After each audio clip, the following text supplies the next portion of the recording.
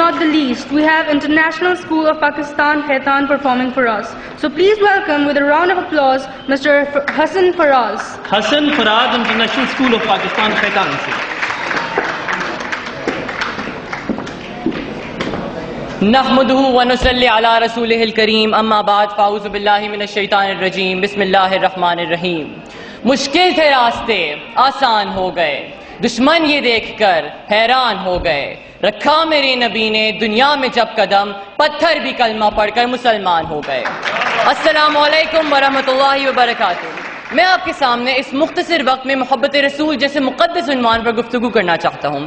معزز سامعین، اس دنیا میں ہزاروں لوگ ایسے گزرے ہیں کہ جن کو نہ تو ہم نے دیکھا ہے، نہ تو ہماری ان سے کوئی رشتہ داری رہی ہے، اور نہ ہی ہمیں ان سے کوئی مالی یا جانی فائدہ حاصل ہو رہا ہے، لیکن اس کے باوجود ہم ان سے محبت کرتے ہیں، ان سے عقیدت رکھتے ہیں اور ان کے تذکرے بھی کرتے ہیں. لیکن کیوں ہم ان سے محبت، ان سے عقیدت اور ان کے تذکرے ان کی خصوصیات اور کمالات کی وجہ سے کرتے ہیں؟ جیسا کہ ہم حاتم طائی سے محبت کرتے ہیں، ہم حاتم طائی سے محبت اس کی سخاوت کی بنا پر کرتے ہیں. ہم نوشیروان سے محبت کرتے ہیں تو اس کے عدل و انصاف کی بنا پر. ہم فردوسی اور سعدی سے عقیدت رکھتے ہیں تو ان کی علم و حکمت کی وجہ سے ان سے عقیدت رکھتے ہیں. ہم مصر کی کلیوپیٹرا کا نام لیتے ہیں تو اس کے حسن و جمال کی بنا پر اس کا نام لیتے ہیں. لیکن کیوں اگر ہم ان لوگوں سے ان کی خصوصیات اور کمالات کی وجہ سے محبت کر سکتے ہیں تو ہمیں نبی پاک صلی اللہ علیہ وسلم کی ذات سے محبت کیوں نہ کرنی چاہیے جو ان کمالات کا مجموعہ تھی؟ اور یہ بھی ایک حقیقت ہے کہ جو ان لوگوں میں کمالات پائے جاتے تھے وہ کامل نہیں بلکہ ناقص تھے، اور میرے پیغمبر کا ہر کمال کامل تھا. میں حاتم طائی کی سخاوت سے انکار تو نہیں کرتا، لیکن حاتم طائی کی سخاوت میرے رسول کی سخاوت سے بھلا کیسے مقابلہ کر سکتی ہے کہ جس نے دوستوں کو بھی فائدہ پہنچایا، جس نے دشمنوں کو بھی فائدہ پہنچایا، جس نے ظاہر کو بھی مالا مال کیا، جس نے باطن کو بھی مالا مال کیا، جس کی سخاوت کا سلسلہ اس کی جانے کے بعد بھی اس دنیا میں جاری ہے. وہ دنیا میں بھی نوازتا تھا، آخرت میں بھی اپنی امت کو نوازے گا. میں نوشیروان کے عدل و انصاف سے بھی انکار تو نہیں کرتا، لیکن نوشیروان کا عدل و انصاف میرے رسول ہاشمی صلی اللہ علیہ وسلم کے عدل و انصاف سے بھلا کیا نسبت رکھتا ہے کہ جس نے عرب کے ظالمانہ ماحول میں عدل کے میٹھے چشمے جاری کر دیے اور جس نے یہ تک کہہ دیا کہ میری بیٹی فاطمہ بھی اگر چوری کرے گی تو ہم اس کے بھی ہاتھ کاٹ دیں گے. میرے دوستوں، ہم مصر کی کلیوپیٹرا کا نام کیوں لیتے ہیں؟ کیونکہ خاک کو آسمان سے اور ذرے کو پربت سے بھلا کیا نسبت ہے؟ میرے پیغمبر کو مقابلہ تو مصر کے وہ حسین بھی نہیں کرتا جس دیکھ کر چند عورتوں نے اپنے ہاتھ کاٹ لیے تھے اور ان کے ہوش و حواس گم ہو گئے تھے. کمال حسن یوسف پر فقط عاشق زلیخا تھی، خدا خود جس پہ عاشق ہے وہ صورت ہے محمد کی.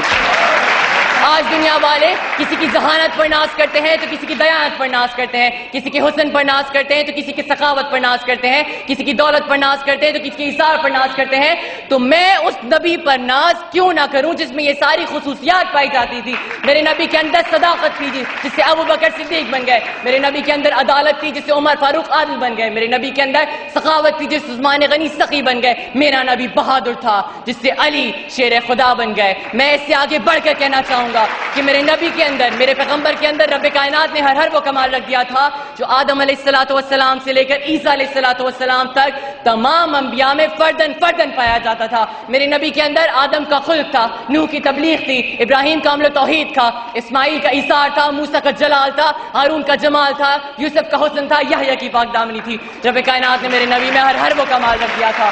میں کہتا ہوں جسے حضرت محمد صلی اللہ علیہ وسلم سے محبت نہیں، اسے پاک دامنی سے محبت نہیں، اسے صداقت سے محبت نہیں، اسے شرافت سے محبت نہیں، اسے عجز و انکساری سے محبت نہیں، اور جسے اخلاقیات سے محبت نہیں اسے انسانیت سے محبت نہیں، اور جسے انسانیت سے محبت نہیں وہ انسان نہیں وحشی درندہ ہے. بلکہ میں تو سمجھتا ہوں ایسے دل والے انسان میں دل نہیں پتھر کا ٹکڑا ہے. اور جس انسان کے دل میں الفت رسول کی لگن نہیں، نبی کریم کی الفت کا جذبہ نہیں، ایسے دل والا انسان فاسق تو ہو سکتا ہے، فاجر تو ہو سکتا ہے، منافق تو ہو سکتا ہے، کافر تو ہو سکتا ہے، لیکن ایسے دل والا انسان مومن و مسلمان نہیں ہو سکتا. میرے دوستوں، مومن و مسلمان نہیں ہو سکتا. میرے نبی نے فرما دیا لا یؤمن احدکم حتی اکون احب الیہ من والدی وولدی والناس اجمعین. تم میں سے کوئی شخص اس وقت تک ایماندار نہیں ہو سکتا جب تک کہ میں اسے اس کی اولاد سے زیادہ، اس کے والدین سے زیادہ اور سب سے زیادہ محبوب نہ ہو جاؤں.